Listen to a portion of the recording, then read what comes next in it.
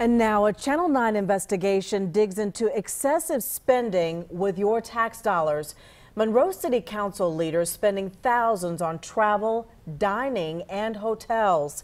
Eyewitness News anchor Liz Foster requested hundreds of documents detailing how much was spent and where. Liz went through every page, and what she uncovered might upset you. She's live tonight in Monroe with her investigation. Liz? City council members here in Monroe have a $4,000 travel allowance a year, and I learned one council member blew through that when going through these expense records in one trip. Part of the reason, he brought his mother along with him on a city trip. When Monroe City Manager outlined suggested changes to the travel policy for elected officials, I wanted to know why. I got hundreds of pages of expense reports by the mayor and city council members over the past 13 months in a records request. I learned two council members who went to the National League of Cities conference in Charlotte last November decided to stay in uptown hotels rather than drive the 25 miles from Monroe.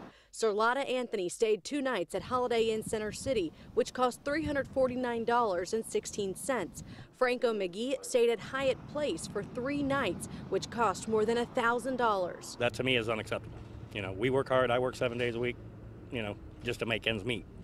And, for them to just waste money like that to me is unacceptable. Last month, the same two council members, McGee and Anthony, traveled to Los Angeles for the same annual conference. Anthony's trip cost $2,800, but McGee's was more than $4,000 for the same trip. A closer look, and I found he brought his mother along and put her flight and meals on the city credit card. Sharing a hotel room is one thing, but meals and all the other expensive flights, that should be strictly their responsibility.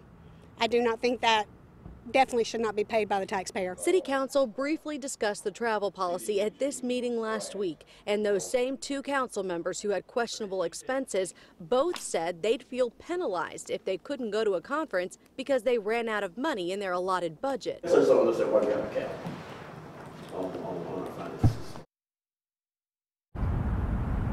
I've been trying to reach those two council members all day. Just in the last 30 minutes, Councilman McGee emailed me a statement that reads in part, "Travel is a privilege I take seriously, and I have diligently ensured that during my travel, all fiduciary responsibilities were met."